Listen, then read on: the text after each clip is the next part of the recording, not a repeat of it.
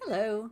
Today I want to talk about the concept of freedom, which does actually exist on the left. It's not freedom as we understand it in America, and accepting it would mark a profound change in America, ending our constitutional system, but it's worth understanding where we are.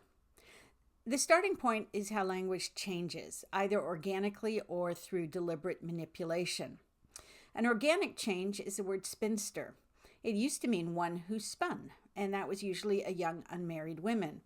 But eventually it became associated with old, desiccated, unhappy, bitter unmarried women, and there you have the nasty modern word spinster.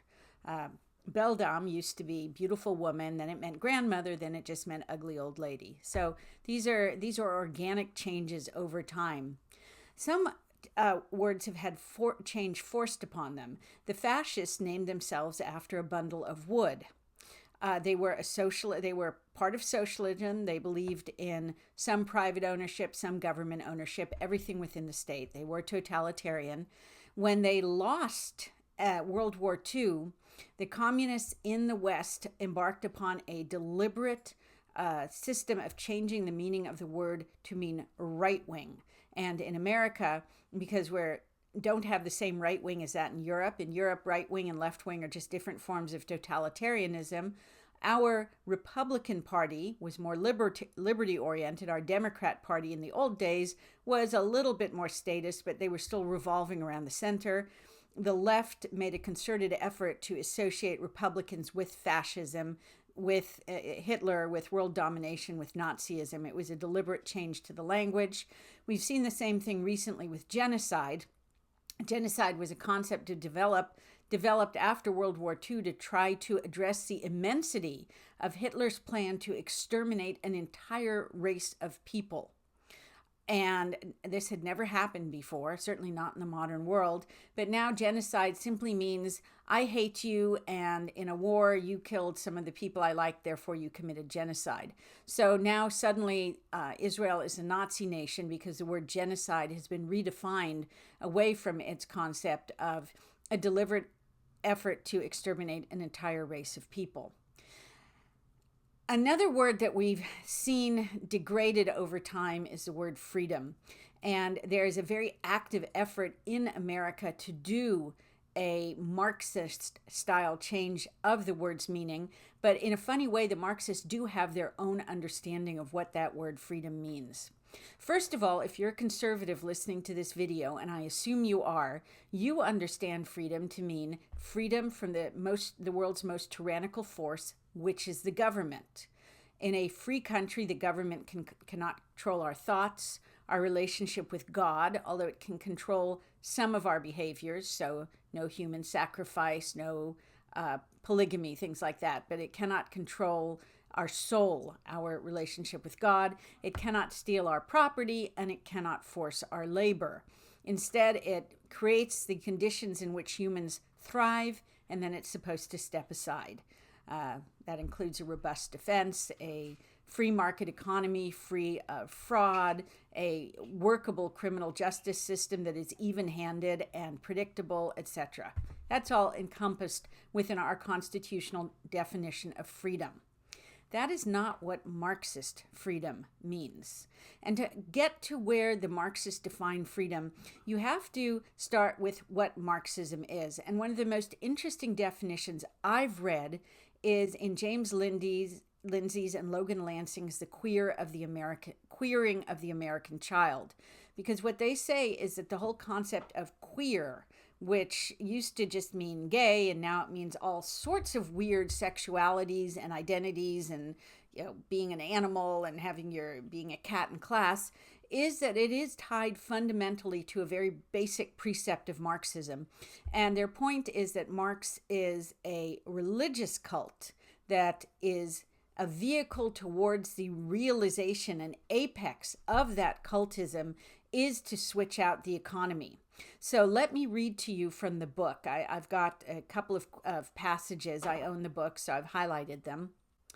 For Marx, being creative means that humans are born in the world, in nature, and we consciously decide what we want the world to look like. Then we get to work transforming nature by making the things we are inspired to make. But for Marx, we're not only transforming nature by making things like spears and baskets and skyscrapers, we're also making ourselves. Marx argues that we make ourselves through our work in the world. We make our consciousness and make it an object. The thoughts in our heads become material. We materialize them. And then skipping ahead, history will end because we have realized our full human nature as creative and collective beings. We will collectively become God, and in so doing, we will remember that we were already God and have been all along. As Marx himself suggests in his critique of Hegel's philosophy of right, the goal of critiquing all other religions is to make way for man to move around himself as his own true son. In other words, because whenever you're struggling to discern what Marx said, even if it's being filtered through good writers like Lindsay and Lansing, man is a god.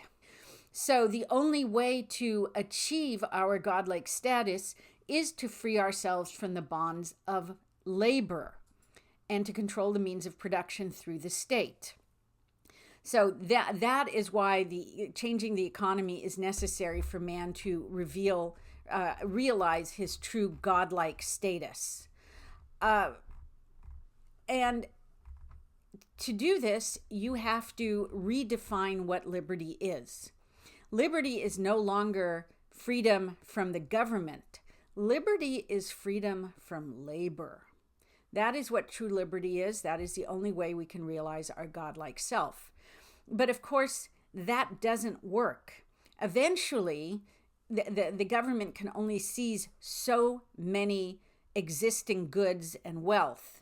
And when those run out, someone has to do the work. But if everybody is running around being a demigod, exploring his creative and sexual side, or its creative and sexual side, there is no more production. And that is when the leftist state, which was supposed to give you the liberty of true cultic Marxism, becomes a slave state. It has to force you to work. And we see that in the vocabulary. And Orwell figured it out already in 1984. George Orwell wrote The Principles of Newspeak. And let me read you what he wrote about how the totalitarian state deliberately redefines the word free. The purpose of Newspeak was not only to provide a medium of expression for the worldview and mental habits proper to the devotees of Ingsoc, but to make all other modes of thought impossible. It was intended that when Newspeak had been adopted once and for all and Old Speak forgotten, a heretical thought, that is, a thought diverging from the principles of Ingsoc, should be literally unthinkable, at least so far as thought is dependent on words. Skipping ahead, the word free still existed in Newspeak, but it could only be used in such statements as this dog is free from lice, or this field is free from weeds. It could not be used in its old sense of politically free or intellectually free, since political and intellectual freedom no longer existed even as concepts and were therefore of necessity nameless. And then finally, skipping ahead one more time, we have already seen in the case of the word free, words which had once borne a heretical meaning were sometimes retained for the sake of convenience, but only with the undesirable meanings purged out of them. Countless other words such as honor, justice, morality, internationalism, democracy, science, and religion had simply ceased to exist. A few blanket words covered them, and in covering them, abolished them. All words grouping themselves around the concepts of liberty and equality, for instance, were contained in the single word crime think, while all words grouping themselves around the concepts of objectivity and rationalism were contained in the single word old think. And with that said, I want to introduce you to DSA candidate in the Democrat primary for Wisconsin governor, Francesca Hong. Now, the thing you have to understand about Francesca Hong is she is not running as a fringe. She is the leading candidate in the Democrat primary in Wisconsin for governor, with the most recent polls giving her a 20 to 22 point lead over her closest rivals. She is a was a Spanish and journalism major at the University of Wisconsin-Madison before dropping out. She was a chef and even owned a small business, which closed for reasons unknown. And she's now a part-time bartender. So she manages to roll Mandami and AOC into one person. Ironically, she's Korean American, so this ardent socialist is a child of people who may well have come to America to escape, or after the war between North and South Korea, the Korean War. And you only have to look at North Korea to understand what freedom means in a totalitarian society.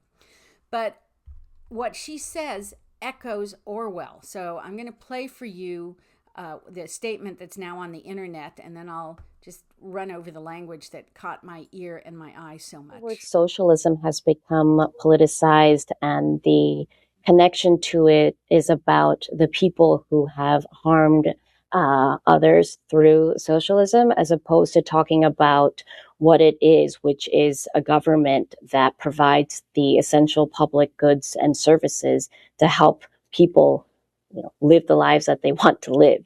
I think democratic socialism is actually more about freedom than any other form of government. And the scariness that surrounds the word really comes from the people who want to maintain the status quo. That is an S word we should be afraid of, because it's been these types of systems and the people who uphold these systems who have led us here. So a new playbook with some new plays and new players, I think, is very sensible. Another S word I would like more associated with the word democratic socialist. Did you catch that? What they are trying to create is a government that provides the essential public goods and services to help people, live the lives they want to live. That's pure Marxism. The government will control the means of production, and everybody will be free to live until the means of production run out and everybody becomes a slave to the state and discovers that freedom is the Orwellian freedom of no fleas on your dog. Or as she says, I think democratic socialism is actually more about freedom than any other form of government. It is, if your short-term idea is freedom from labor. It sure isn't in the long-term reality of socialism, where the state becomes the largest slaveholder in your country. And on that cheerful note, I'll be back again probably tomorrow. I'm trying to do these daily, except sort of not so much on weekends and Mondays, but we'll see what happens. Thank you so much for listening.